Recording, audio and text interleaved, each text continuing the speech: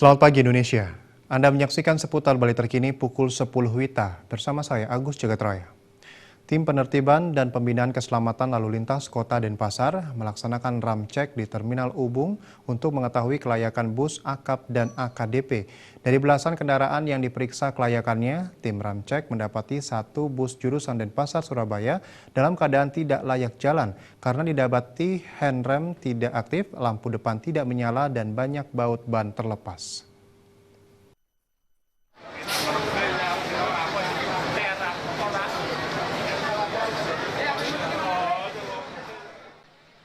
Tim Penertiban dan Pembinaan Keselamatan Lalu Lintas Kota Denpasar (PAA) melaksanakan penertiban di Terminal Penumpang Ubung. Penertiban itu dilaksanakan dalam rangka menyambut mudik Lebaran.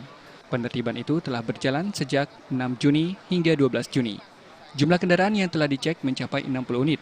Penindakan telah dilakukan terhadap 6 kendaraan. Kali ini, ramcek menemukan pelanggaran kelengkapan fisik sebuah bus jurusan Denpasar Surabaya. Di antaranya, handrem tidak berfungsi, lampu depan tidak menyala, dan banyak baut hilang. Pelanggaran yang banyak dilakukan adalah pelanggaran administrasi seperti SIM yang masa berlakunya telah habis, buku uji, kartu pengawas, dan STNK yang sering tertinggal. Pelanggaran fisiknya berupa ban gundul, ketiadaan palu pemecah kaca untuk situasi darurat, dan kaca depan yang pecah.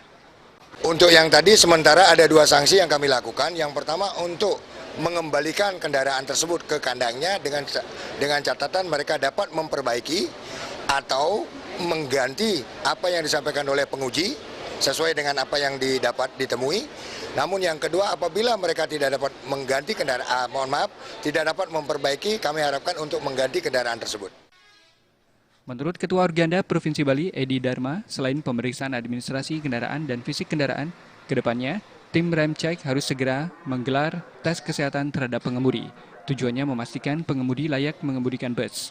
Tes tersebut mencakup tes alkohol dan narkoba, sehingga pengemudi dinyatakan layak mengemudi.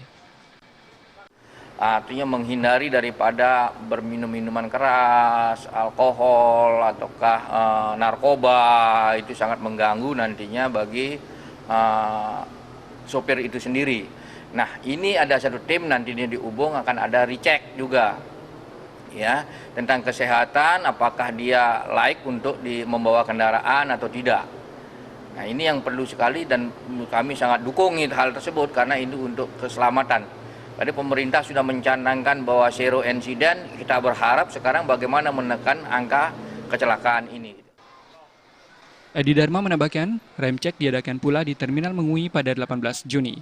Jika merasa penat ketika mengemudi kendaraan, pengemudi bisa menggunakan rest area yang tersebar di berbagai rute di Bali. Di antaranya rest area di Soka Tabanan, Melayu Jembrana, dan Jembatan Timbang Cekik Gilimanuk. Gung Krisna, Bali TV.